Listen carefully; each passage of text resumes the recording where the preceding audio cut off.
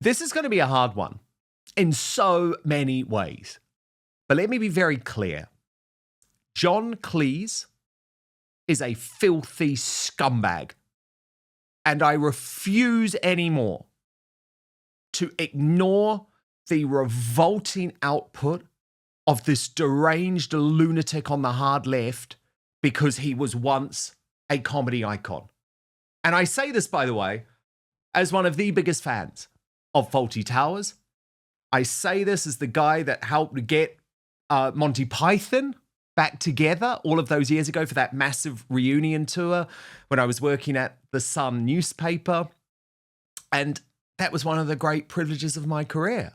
And I say this as someone who was a colleague of John Cleese very briefly when he joined GB News and decided to sit down with me to reveal why. And I will come to that in just one moment. But this man is a filthy scumbag who has been completely captured now by the worst elements of the British hard left. Hacked off and byline times. And what he is proving, unfortunately, online is that this filthy scumbag will go so low in his attacks that he should no longer be considered a national treasure. And I've got the receipts, right? Even though he's deleted the post, over the weekend, he wrote touching ceremony at the tomb of the unknown loser. That was, of course, in regards to Donald Trump's visit for Remembrance Weekend. And as Paz49 said, slagging off the unknown soldier is a new low for John Cleese. But there's so much more. So much more. Like he's described Elon Musk as being on the spectrum, prompting Zach Goldsmith to say, so sad to see John Cleese regurgitating nonsense fake news so regularly. It's so easy to check this stuff before posting. What on earth has happened to him? And what has happened, let me tell you, is he has been captured by these nutters on the hard left. Because that is exactly what the likes of Byline Times and Hacked Off are. And it just doesn't end. And this is the problem, that it doesn't end because the more he goes down this rabbit hole, the more nasty he gets. Britain is Broken posted, can I say as a Brit, we all reject John Cleese. He is a vile old man, concerned citizen. John Cleese is an awful human being. And how can you deny that? When he is reposting tweets like this about Erika Kirk, the wife of the late Charlie Kirk, saying happiest widow ever. You should be ashamed. John Cleese co-signing Erika Kirk allegedly applying fake tears theory sparked online outrage.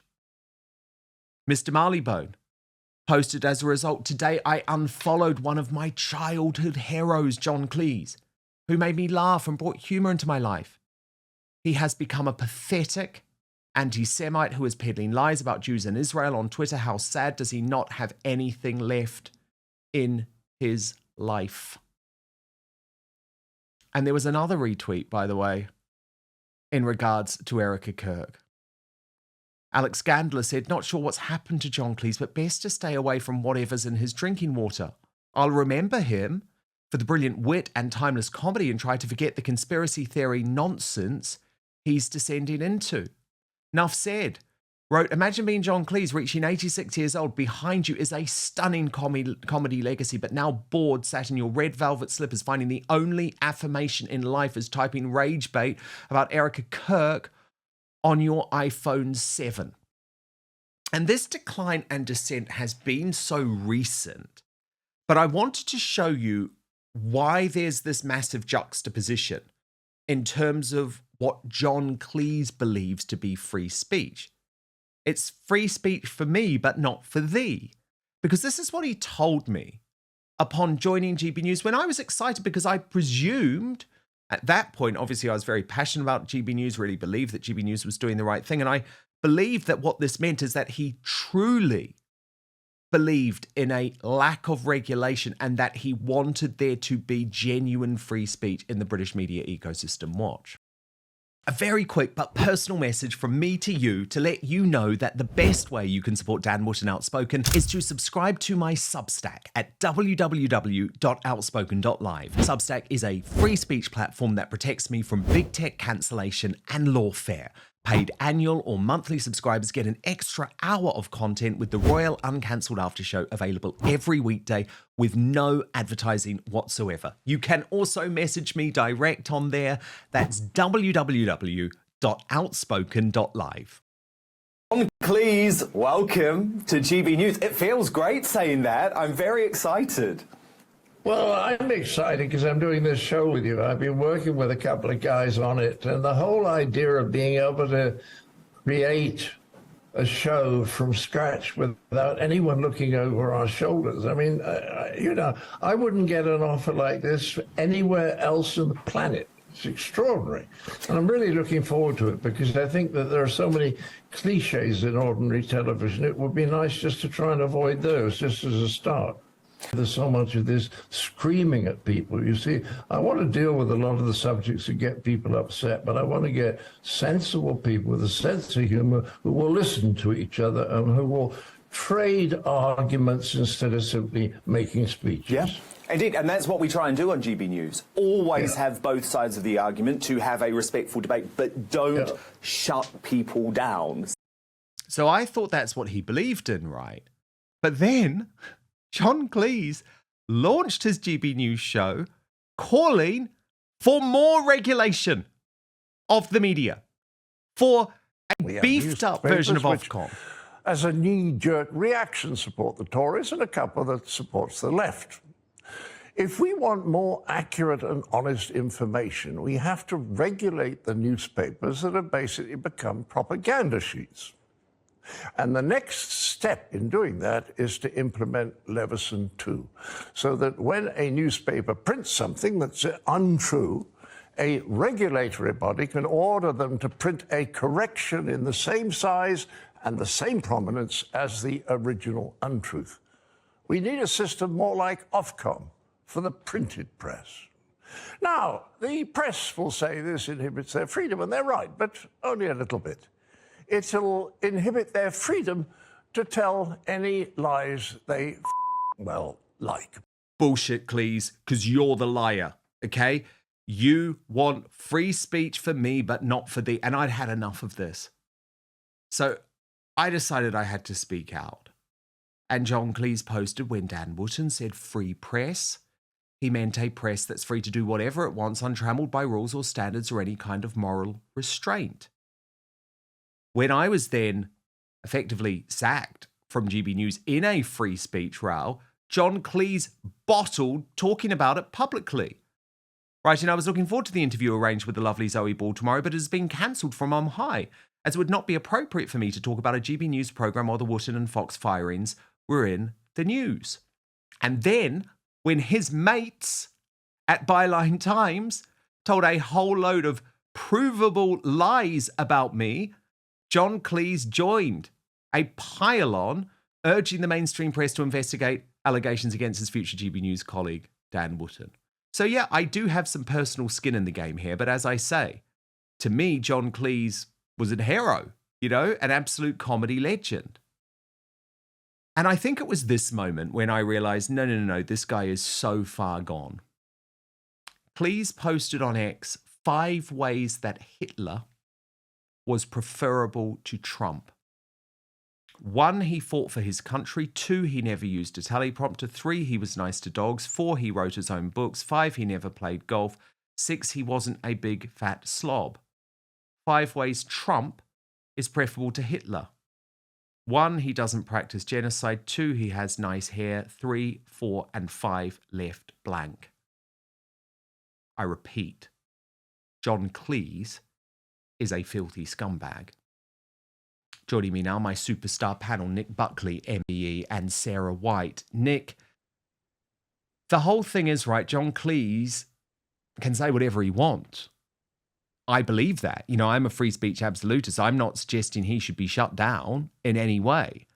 But isn't there a huge irony here that he spreads conspiracy theories, that he spread lies, he spreads disinformation. I can say that from my personal perspective, yet his biggest campaign is trying to shut down free speech on the right. But above all of that, Nick, isn't he also just proving himself to be deeply nasty and hugely unpleasant? But first, we've partnered with Gundry MD to share this information with you. Would you believe me if I told you inside your pantry right now is one of the healthiest foods on the planet? Yep, it's true. And it's not some weird trendy superfood. Spoiler alert, it's olive oil. You're probably used to cooking with it, but there are countless ways to use olive oil to help yourself look and feel younger. For example, olive oil is a natural way to help you achieve a more youthful appearance. Besides helping you look younger on the outside, it's a fantastic tool for your insides as well. According to Dr. Stephen Gundry, a famous cardiothoracic surgeon, nutrition expert, and health advocate, you should get as much high-quality olive oil into your daily routine as possible, whether it's taking a shot of it daily or keeping a bottle of it in your bathroom medicine cabinet. But what kind of olive oil is best for your health? Well, any olive oil can give you some benefits, but if you're looking to get the best results, it matters a lot which one you pick. The olive oil industry is huge, right? You can tell that by the number of olive oil brands you see at the grocery store, and you can bet they're not all made with the consumer in mind. Many brands may even cut corners one way or another to increase profits.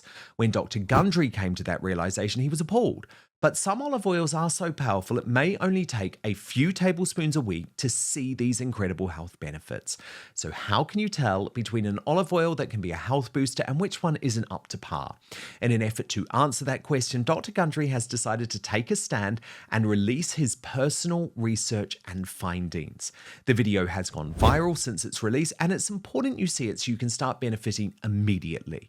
You can watch the video right now by going to getolive1.com/outspoken or by clicking the link in the description box below.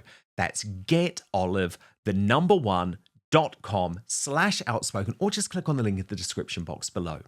People who have taken his advice have shared their results with him, saying the olive oil they bought after learning his simple rules have helped change their lives. So make sure you go to getolive1.com/outspoken or click on the link in the description box below this video. But now, back to the show.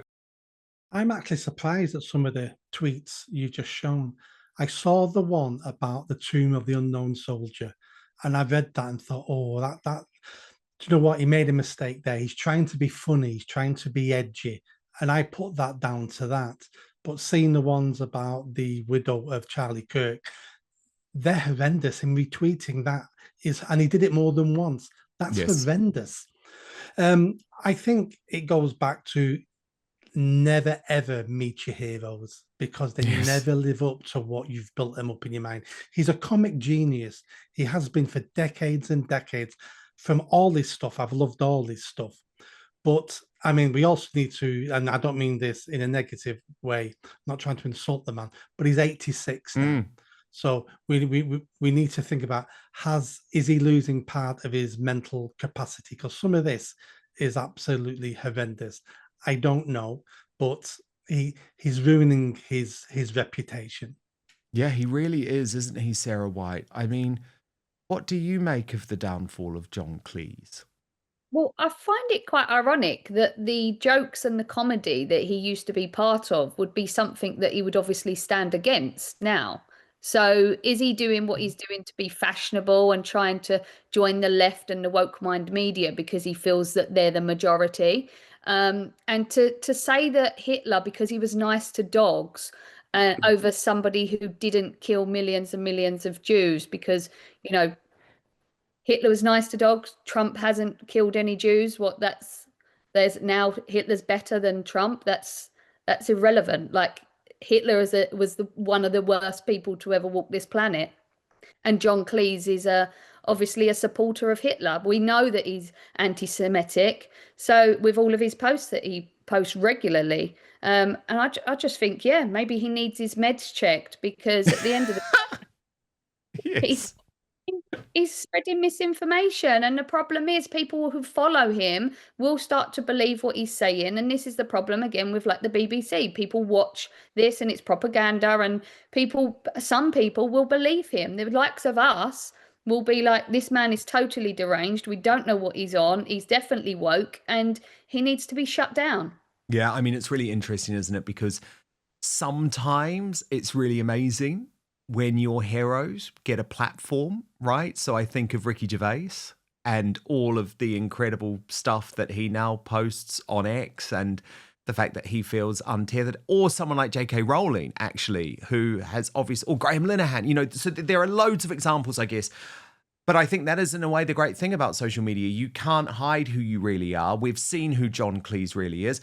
Doesn't take away from the absolute brilliance of Fawlty Towers and Monty Python, and it never will. And obviously that will be a huge part of his epitaph. But in terms of what type of dude he's like, I'm going to repeat, filthy scumbag.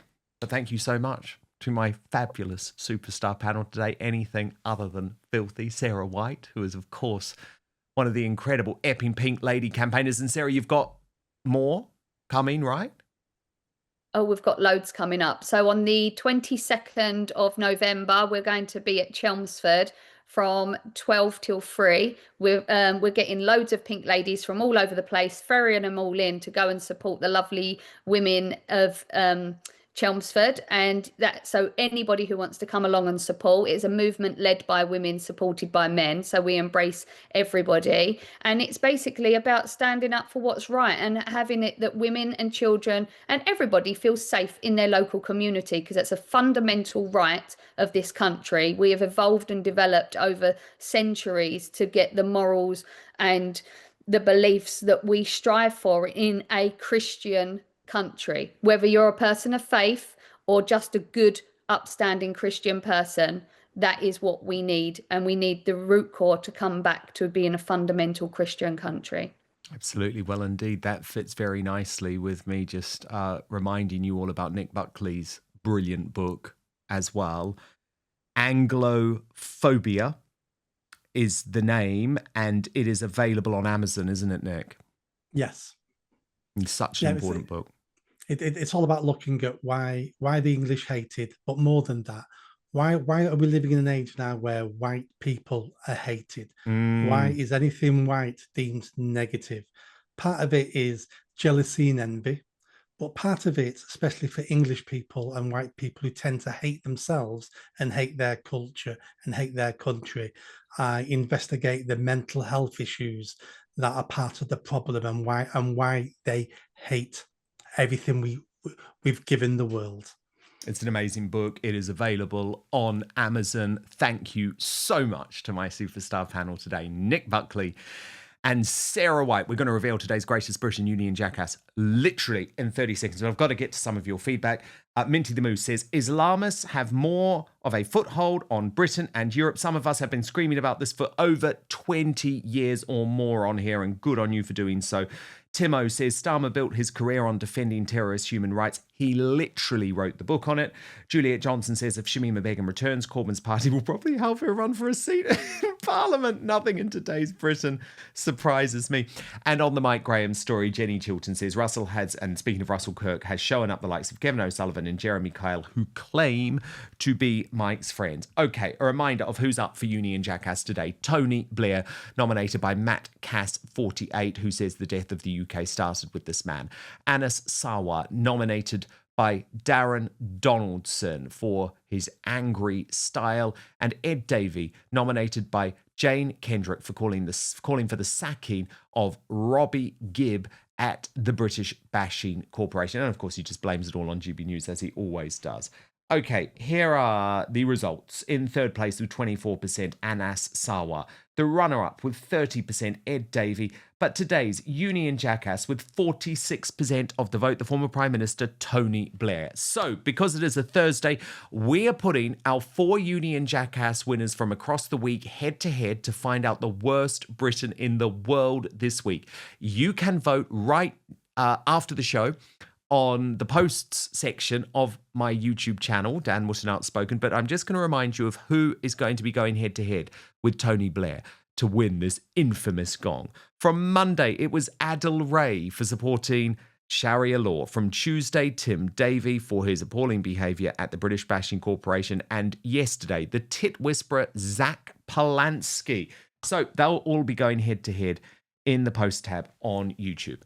But our greatest Britain today is Alison Pearson, superstar columnist and one of the true patriots who remains in the British mainstream media, nominated by Lee Cohen, who says, like Dan, every day she exposes the truth and shapes Britain's most important public debate when the MSM won't.